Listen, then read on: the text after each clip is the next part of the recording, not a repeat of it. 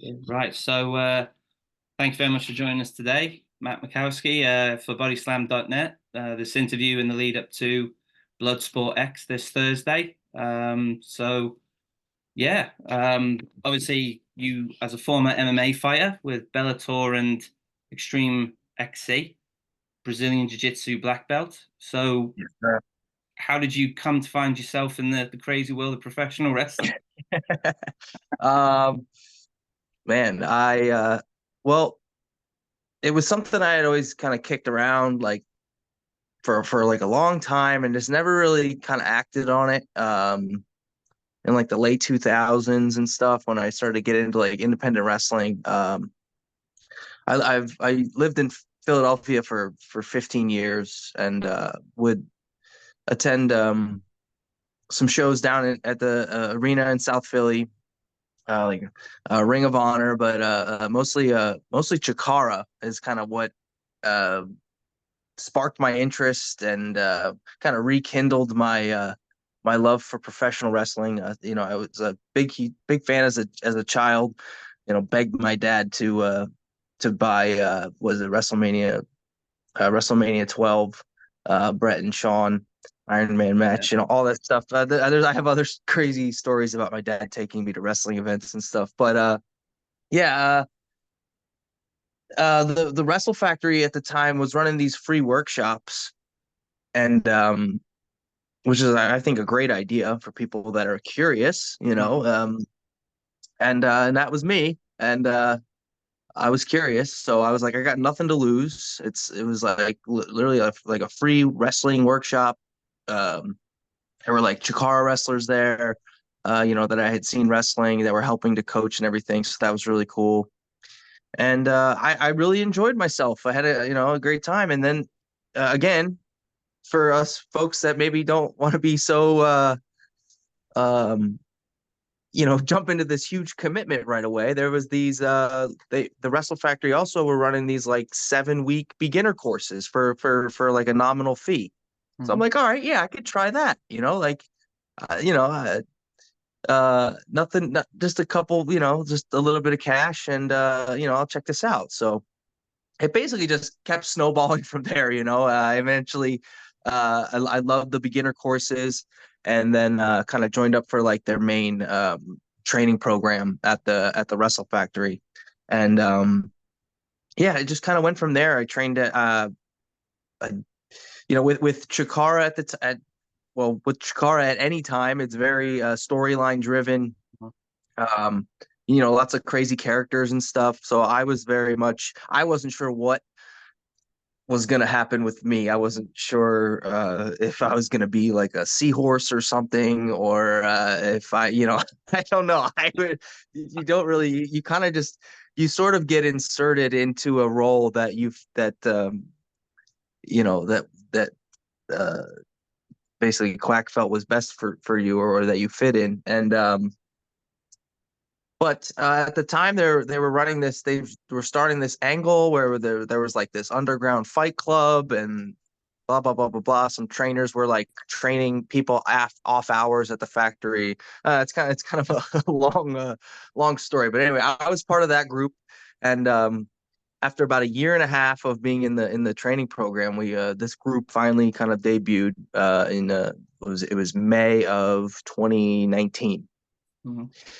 And yeah, I was myself. I was used my own name and everything, which I thought was very surprising. But I guess given my background and everything, that was kind of the way they wanted to take it, especially with the angle and everything. Because we at Chikara, which is known for like you know lots of types of wrestling, but maybe it's most famous for like lucha and maybe some more comedy type of things.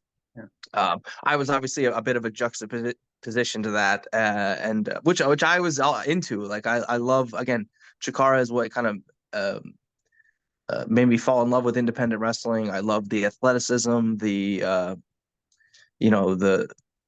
outfits and the characters and everything, and so I really was excited about kind of seeing where this like MMA guy would fit in amongst like this group of crazy characters, like fighting like ants and sea creatures and all this other stuff. So that's kind of just my personality, kind of I'm into that. But yeah, I mean, that's kind of how things got started.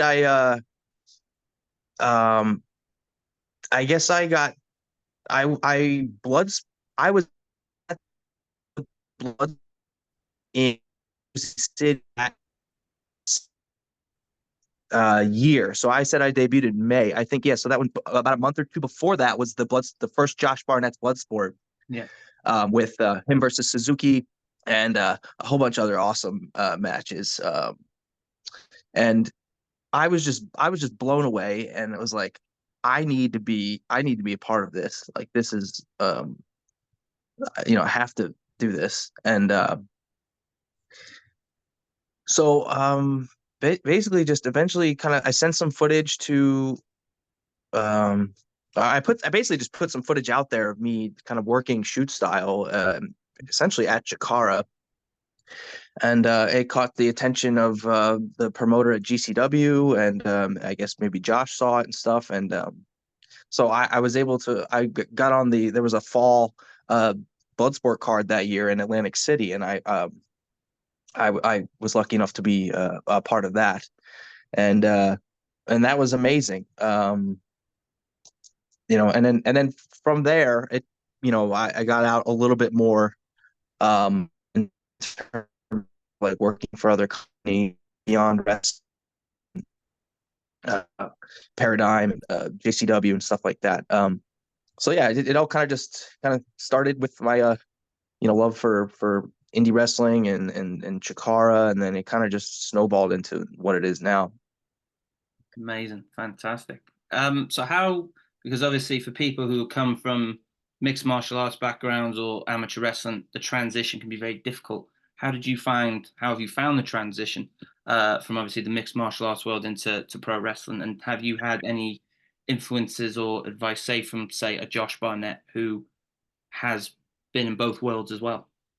Um, yeah, I mean, a lot of people say that it's been difficult. I mean, I don't know. I guess there's parts of it that are still difficult, and I'm still kind of getting a grasp of. Again, I was a fan as a kid. I Mm. watched it a lot, so I've always been into like making. Um, it was more of a hobby of mine as a kid and in high school. But like making movies and doing fight scenes and stuff like that. Like I have, so I kind of like the selling and all that. And I think some of the other things that are maybe the difficult things are, I would hope I picked up on, pretty well. Of course, you can always get better at stuff. Hmm. But I really think maybe the issue is like just some timing things and pacing, or like, because with mixed martial arts, it's, you're typically trying to, you know, maul another person without like tiring yourself out. And I guess, in a lot of ways, wrestling's like that too. But Yeah.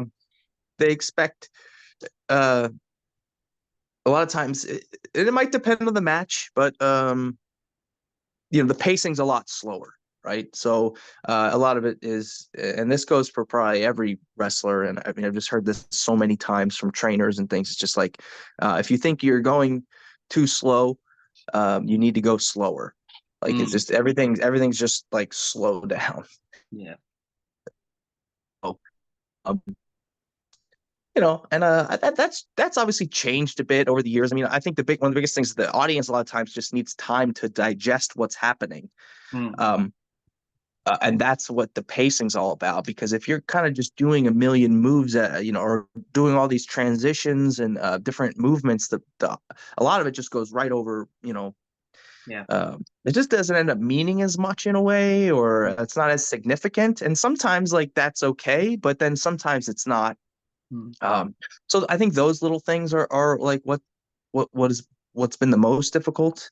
Um, that is why I like working these types of events, like Josh Barnett's Bloodsport. I was just in Germany. I did the Ambition show, which is the big shoot style tournament they have over at WXW. Um, so those types of events, they lend themselves a little more to that little higher paced, more striking, those types of um, those types of matches. I mean, in terms of like anything Josh has said to me, it was more like when I first kind of talked to him, he was like, yeah, just watch like a lot of battle arts, and that's a lot of the stuff from the '90s from Japan.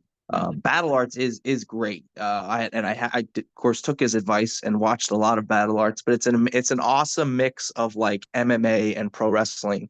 Mhm. Um, it's some of those are some of my favorite types of matches to watch, Mm. the battle arts stuff, because they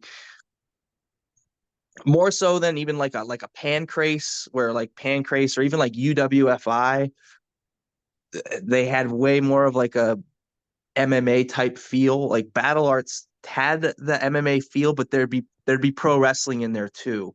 Mhm. So it was this great hybrid of both, kind of art forms, and that's kind of what I strive for when I'm kind of working. Incredible. Fantastic. Nice one. So who's been very influential? Have there been people hands-on with you since you broke into the business that you could say have been people whose brains you can pick, who've maybe gone Um, ahead and took you to the side, trained you? Who's been yeah, the I most mean, so like influence? at the factory, the people that have been the most like influential to me, or trainers of mine that I would see regularly every week were Hala Wicked, and Orange Cassidy was a trainer for a long time. So yeah, that was a delight getting to train with those guys. Yeah. After the factory kind of moved from Philadelphia, we I went to Bristol, PA, the Worldwide Dojo, world famous CB cheeseburger coaches out of there. He's an incredible mind, long time member of the Ring of Honor roster, and he has a lot of experience, it's been great. And recently, I've been training at Catch Point with Drew Gulak and Tracy Williams. Those guys are amazing, and yeah, Drew just opened up his academy last summer, I believe it was. So um, they have I've kind of emulate some of the things they do, and they have similar styles to me and everything. So it's been a great experience getting to learn from those guys. Amazing. Incredible. So obviously fan of wrestling in your childhood, similar to Yeah. myself, obviously. Similar age. Who are the people who growing up when Well, you're a little I was kid a and Bret they I was a go, Bret I guy. wanna I mean, who's I the was a people Bret who Hart guy. that's my dream. I was a Bret guy. I was a huge Bret Yeah, fan. yeah, It's kind of like when you I'm kind of that guy like that. I like the I always liked like the main character, like mm, uh and I feel like for my childhood in the 90s, Brett was the main character for most yeah, of it. At least leading up into the, until he left. But I liked Undertaker too. I was a huge yeah, fan of his. Um and then Sting, honestly, I was a big fan of Sting as a kid. He was just super captivating to me. The fact that he could like say so much without saying anything at all is yeah, just my favorite.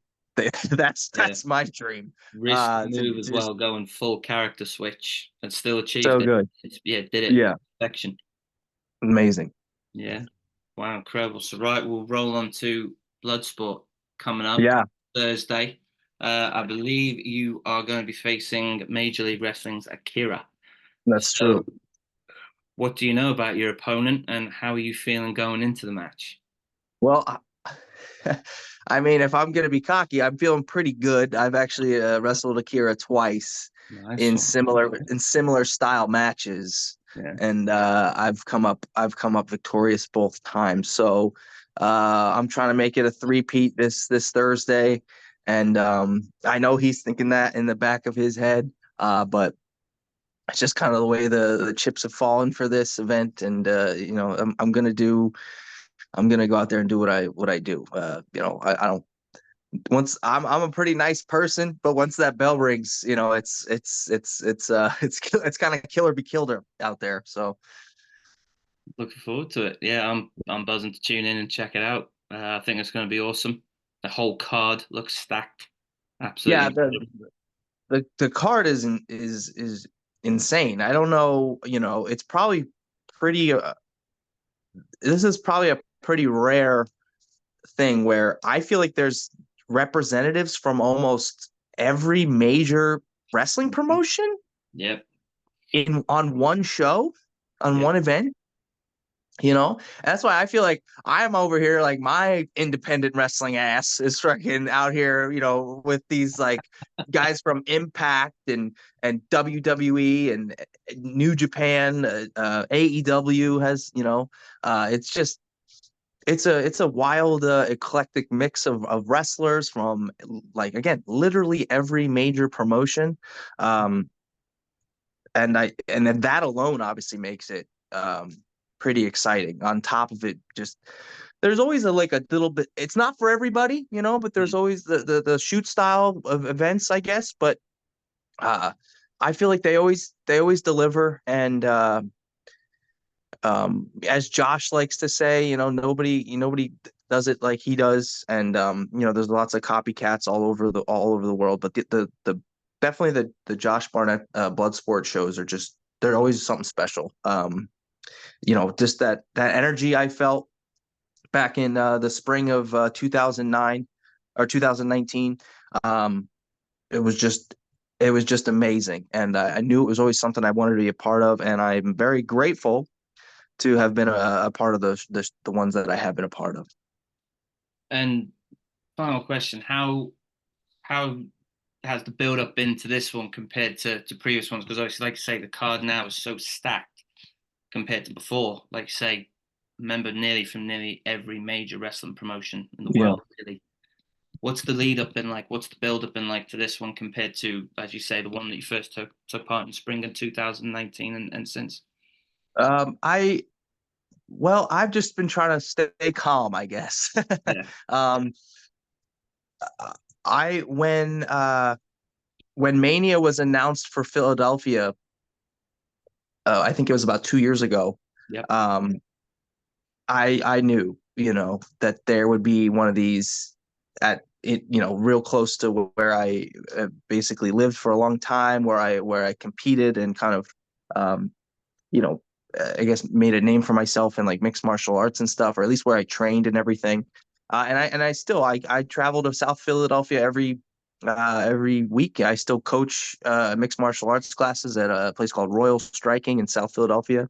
So it's very much still like a part of my a part of my life. And the fact that I get to do like one of the biggest events of my career, like, in my hometown in Philadelphia, is it means a lot to me. So yeah, I've just been I get real amped up, freak myself out. My heart rate will be racing like all week. So I've just been doing breathing exercises, trying to keep myself calm and just kind of let it out once that bell rings, once I'm in the ring there with Akira.